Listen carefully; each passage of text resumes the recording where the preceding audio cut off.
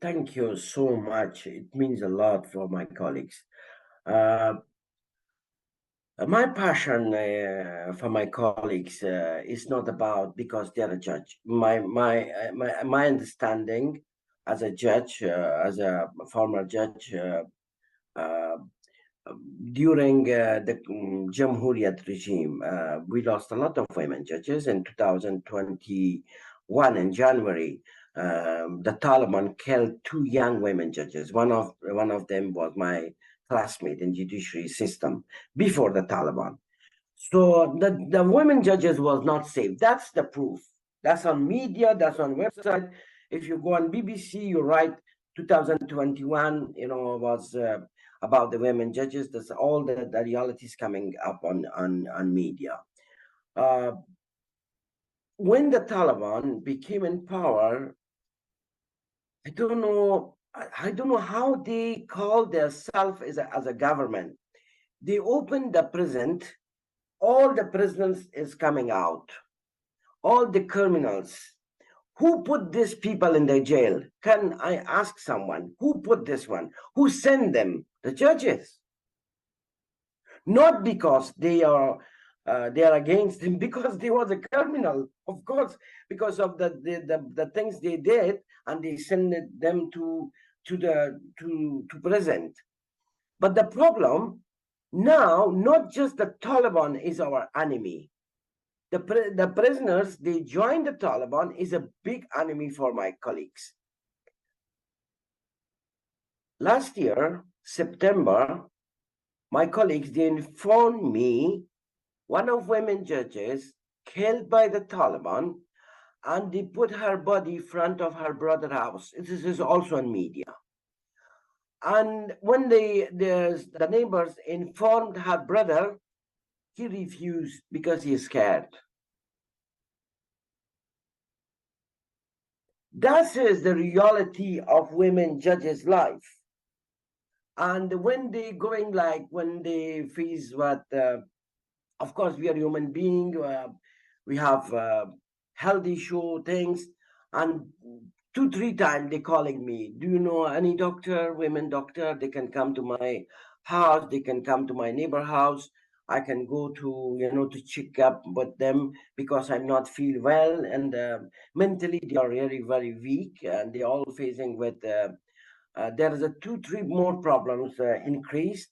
Uh, uh, should I say that? Uh, Family crisis, domestic violence. The problem increased day by day.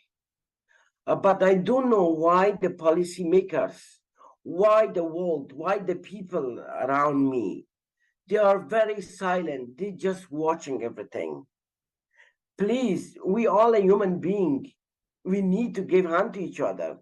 The women judges was a large group of the professional women in Afghanistan became a judge in Afghanistan. It is enough about their mentality. You should be brave enough to become a judge in Afghanistan. You know that you will be not accepted by society. You will not accepted by your colleague, male colleague, but still you want to be a judge. I think you need to have a brave, a very big heart to do this. And one of my colleague told me her daughter was passed away because of cancer, but she was not brave enough to go to see her daughter. How many stories on media about the judges? Always when they sharing with me, I pass their messages to the world, to the newspaper, to the article. Now I'm start writing the articles. The things is happening.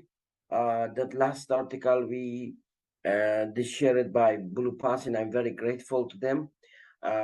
So that was the situation.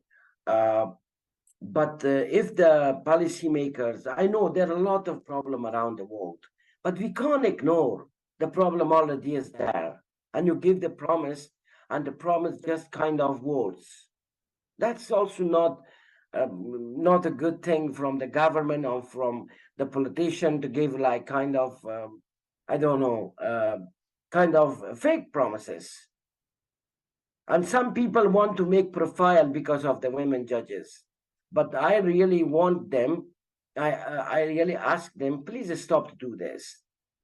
If you want to help the judges, come out and show your action. Sometimes some information is sharing by some people. They sharing the current situation of the judges kind of in peace. But that is really wrong. The people should understand we can hear everything, we can watch, we can talk. The wrong information and giving the wrong information about the women judges' life, that makes they put my colleague in danger. And I really request everyone, because you're making your profile, but please don't use us. We already use too much.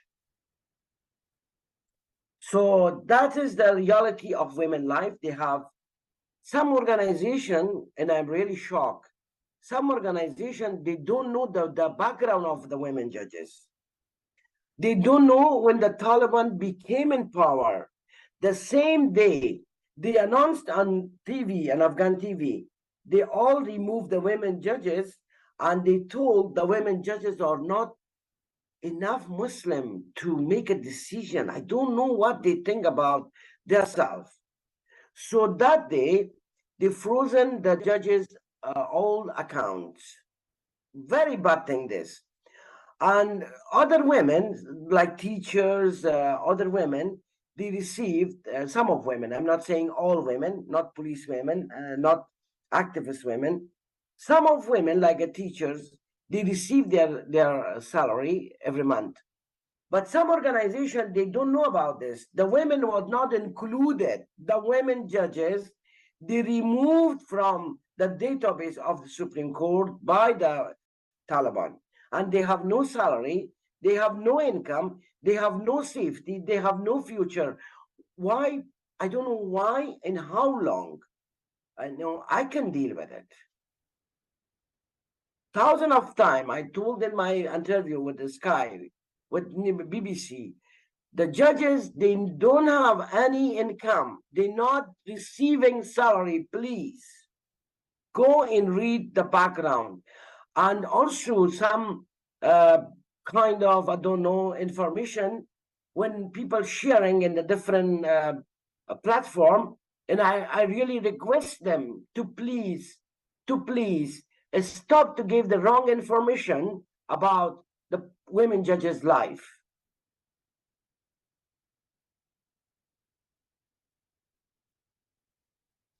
Thank you for messaging the right information towards the issues. And I want you to tell the readers, like, what is the role of international community, including the governments and NGOs worldwide, in addressing the urgent needs of Afghan women, specifically judges, and what are the what would be the best actions to uh, help to solve the current situation and support them and make them live for the country and live safely. Thank you. Uh, as I told, the misinformation, they know missing information or giving the wrong information sometimes they cause problem in our campaign, to be honest. Uh, so the realities are different. And I am the main campaigner. I'm in contact with my colleagues 24 hours, 24 hours. With everything, we have a group, with everything. For interview, we have a group. For meeting, we have a group. For every decision or for every thing I want to prepare for it.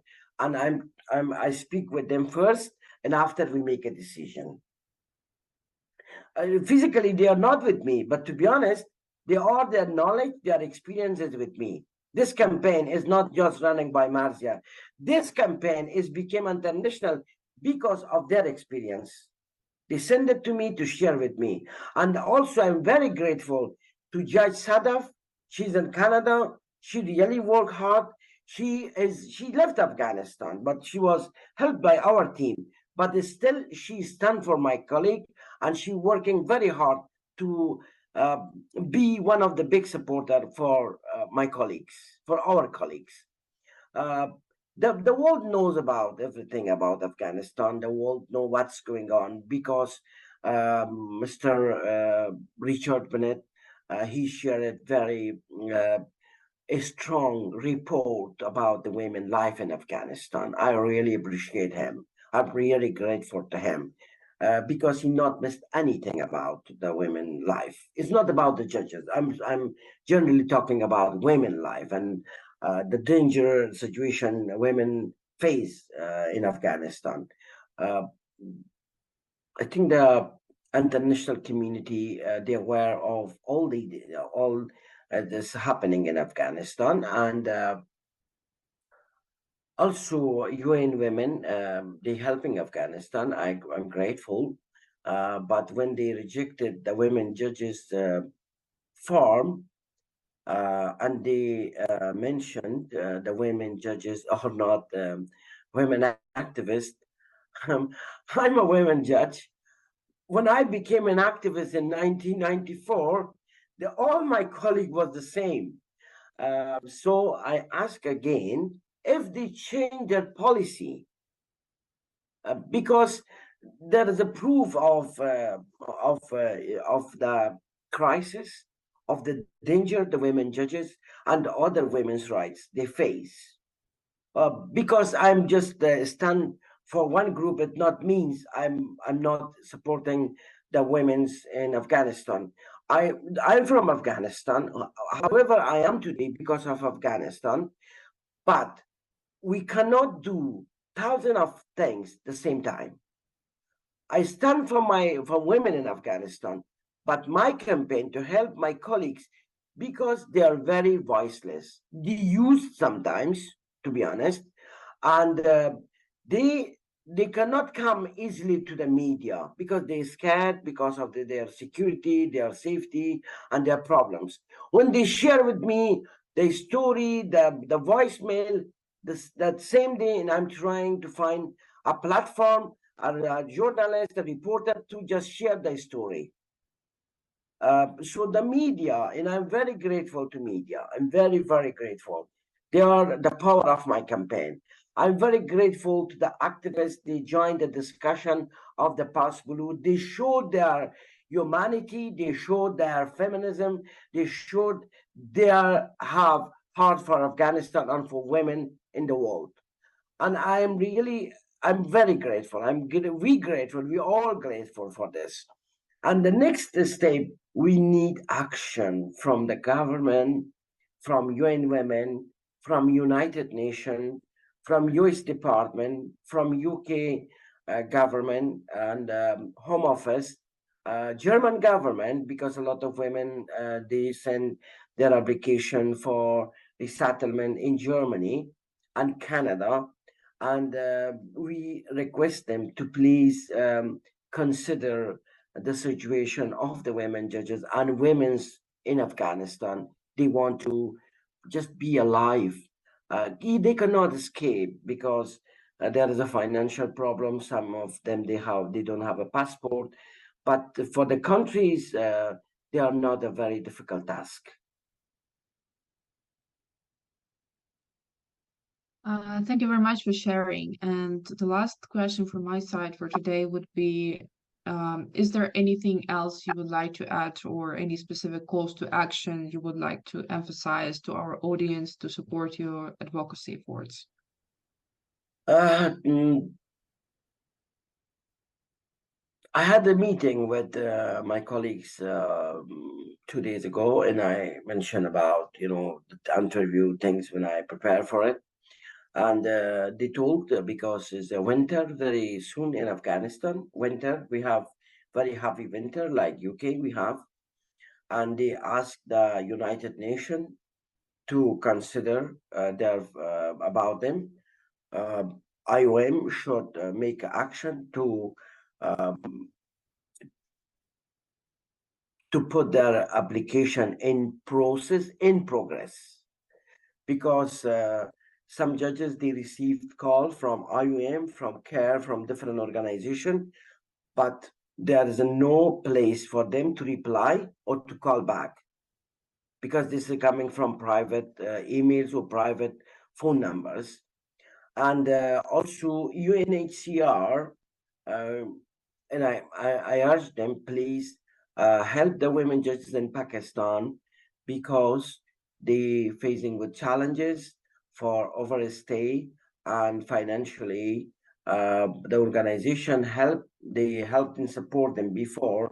I think now that will be difficult for the organization to continue their support. And also, the women judges, they ask and they call to United Nations and UN Women to reconsider their application to help them. If they stay in Afghanistan, they cannot stay in the same home. They have to move around, because our enemy, they lived with their enemies. Some of the judges, if they want to be in the one place and stay for 2 months, suddenly the neighbors, the shopkeepers, they inform and they give advice to their husband or their brother and father, please move on from here, please go, please escape, because the people know your sister is a judge. So that is really, really difficult one for the judges. But I think sometimes the media or the policymakers, I know they are very busy people. They have a lot of things to do. But also Afghanistan in the map, still we are in the map. We're not asking for extra for favor. I'm asking and we asking for the thing they promised, just to keep their promises strong. And again, my campaign and all the campaigns and other stand for social justice is not running by one person. Fighting for social justice need people. Please, people, however, you can come to me. There is my all my details, contacts, everything shared in the Blue Pass website. If individually you want to sponsor some of the judges, because some of them, there are cases in process and they're facing with some of financial problem. However, you want to help the judges, I will put you direct in contact with them.